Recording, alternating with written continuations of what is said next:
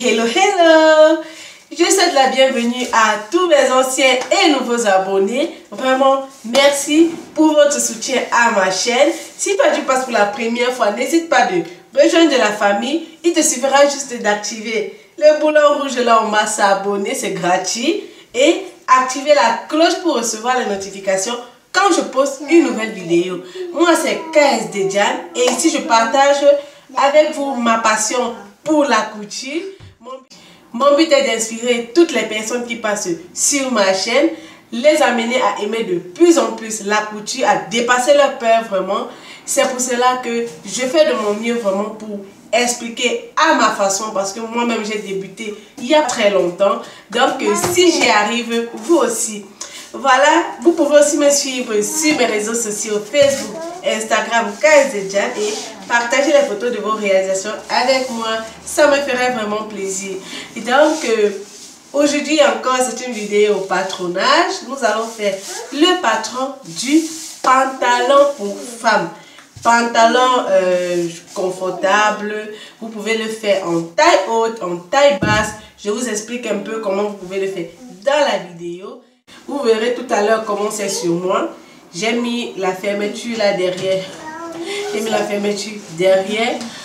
J'ai pas testé, pour cette fois-ci, j'ai pas testé avec la braguette. Mais quand je vous ferai le patron pour homme, vous verrez, là j'ai testé avec la braguette. Donc, vous pouvez mettre ou pas la braguette. Je vais alors vous laisser avec le tuto. J'espère que vous aimerez. On va donc se dire rendez-vous à la prochaine vidéo. Ciao!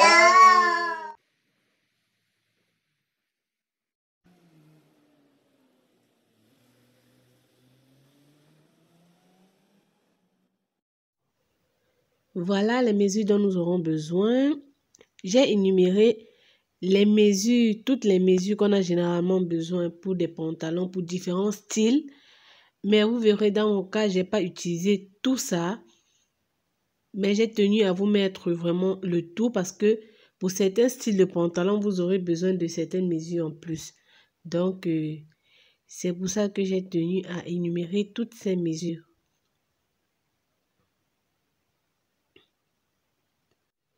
J'aime bien travailler avec un gabarit et voilà comment faire pour trouver la largeur du gabarit et la longueur sera la longueur totale du pantalon. Une fois avoir tracé notre gabarit, nous allons maintenant placer nos hauteurs. La hauteur de la taille jusqu'au bassin, de la taille jusqu'au menton, donc jusqu'à la profondeur d'entrejambe. Et sachez que la hauteur de la taille jusqu'à la profondeur d'entrejambe, vous allez ajouter à ça 1 cm. Par exemple, dans mon cas, ma hauteur était de 25 cm. Je trace donc à 26. Là, c'est pour donner un confort au pantalon, pour que le pantalon ne serre pas trop. Ensuite, la hauteur de la taille au genou.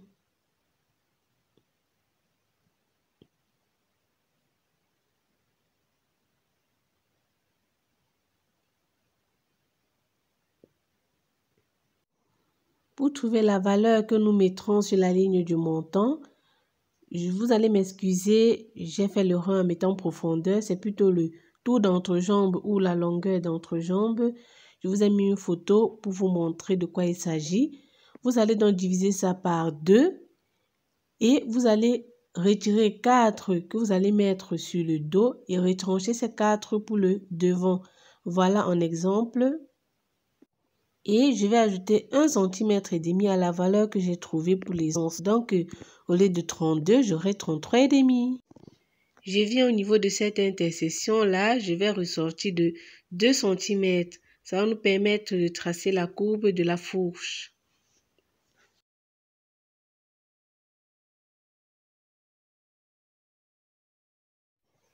Je descends de 4 cm là qui sera la valeur de ma bande.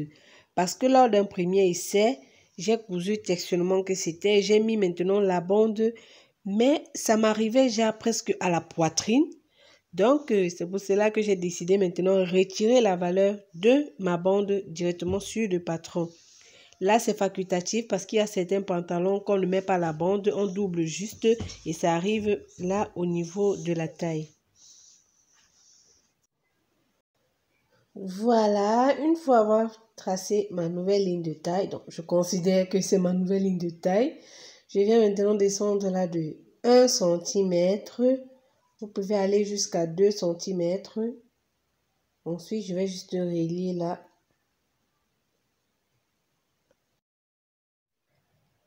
Je viens aussi à ce niveau-là, je réduis de 1 cm. Ensuite, je vais donner ma petite courbe.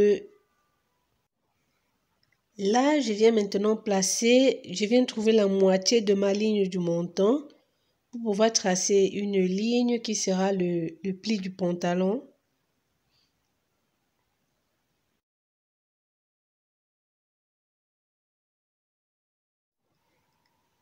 Sur la ligne du genou, de chaque côté des extrémités de mon gabarit, j'entre de 2 cm. Là, c'est si vous voulez un pantalon vraiment genre un peu ample, comme ce que vous avez vu sur moi au début de la vidéo là. Mais si vous voulez un truc un peu serré, le tour de genou que vous aurez trouvé, vous divisez ça juste par 4. Ce que vous trouvez, vous mettez de chaque extrémité de notre ligne médiane. Donc, moi, j'ai juste réduit de 2 cm de chaque côté là parce que je voulais un pantalon un peu ample. Et vous faites aussi pareil au niveau de la cheville. Vous mettez votre tour de...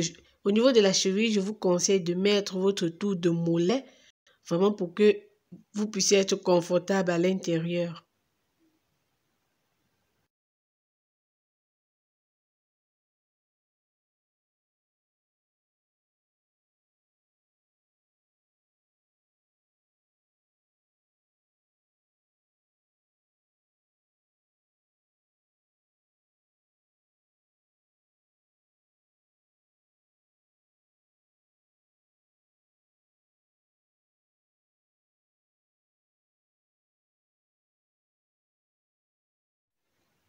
Nous allons maintenant trouver la valeur de la pince. On va prendre notre tour de taille divisé par 4. Là, mon tour de taille, ce n'est plus... C'est à la taille moins 4 cm là parce que ça n'aura plus la même longueur. Ça sera un peu plus long que notre tour de taille qu'on avait pris au départ. Donc, la valeur que vous allez trouver, vous mesurez aussi la valeur de la taille là sur le patron et on fait la différence. C'est cette différence-là donc qu'on va répartir comme pince. Dans mon cas, j'ai 80 que j'ai divisé par 4 plus 1 cm d'aisance, ce qui me donne 21. Et maintenant, j'ai mesuré là sur mon gabarit, j'avais 27. Je soustrais maintenant 27 de 21. Là, j'ai 6,5. Donc, c'était 27,5. Je trouve 6,5. Je ne peux pas répartir ces 6,5 directement en une seule pince. Je vais d'abord diviser ma ligne là par 3. Donc, une fois divisé la longueur de cette ligne par 3, je vais maintenant répartir mes pinces. J'ai trouvé la valeur totale 6,5, dont la différence là 6,5. Comme je disais, je ne peux pas répartir ça en une seule pince. Ça va faire trop bizarre. C'est pour cela que j'ai donc 2 pinces. Donc, certains vont se retrouver juste avec une seule pince et certains avec 2. Dans mon cas, je me retrouve avec 2 pinces parce que j'ai un grand bassin. Donc, c'est ça qui se répercute là en haut. Mais certaines personnes qui ont des petits bassins vont se retrouver juste avec une seule pince. Mais le principe reste le même, car c'est la différence qu'on répartit comme pince. Maintenant, pour trouver la valeur que je dois mettre de chaque côté, je divise juste mes 6,5 par 4. Donc, ça me donne dans les 1,7. Et je prends pour longueur 6 cm. Donc, si vous commenciez plutôt au niveau de notre première ligne de taille, vous pouvez prendre 9 à 10 cm pour valeur de pince.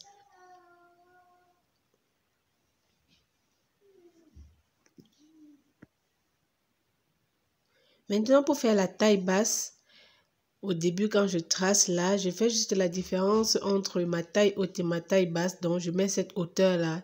et je travaille normalement. Maintenant, au moment de couper, je coupe juste à ce niveau. Donc, je travaille juste avec ma ligne de taille basse et je fais pareil. Le même principe que j'ai fait pour tracer ce patron.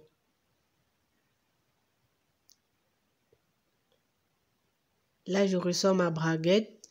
Vous pouvez aller de 4 à 7 cm.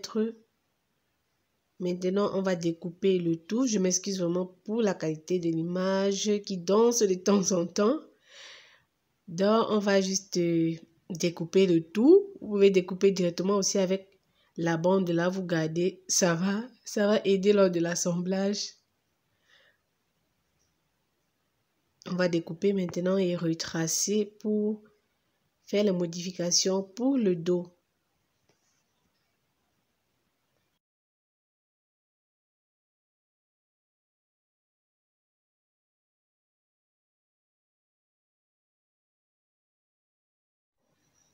Voilà qui est découpé. J'ai directement enlevé la valeur de la bande là.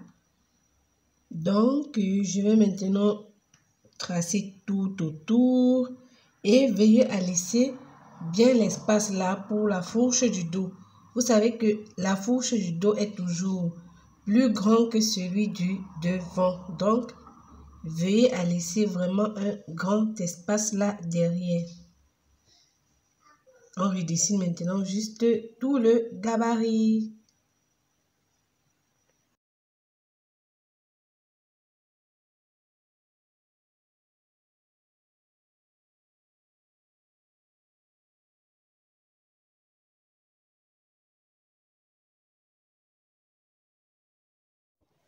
Et n'oubliez pas de pointer vos repères.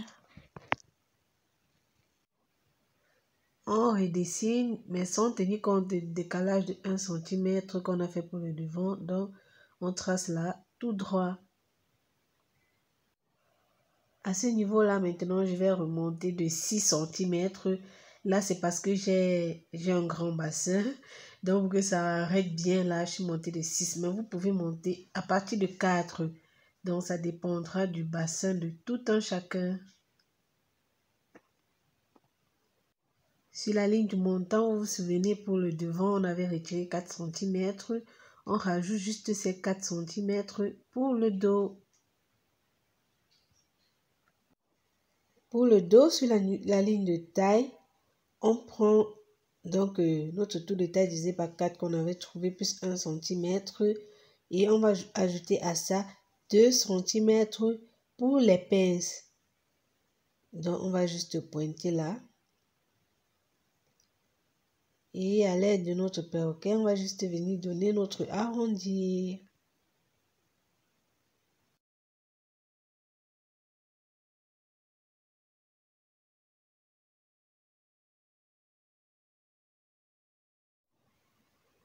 Sur la ligne du genou, je vais juste ressortir de 1 cm. Je vais faire pareil au bas du pantalon.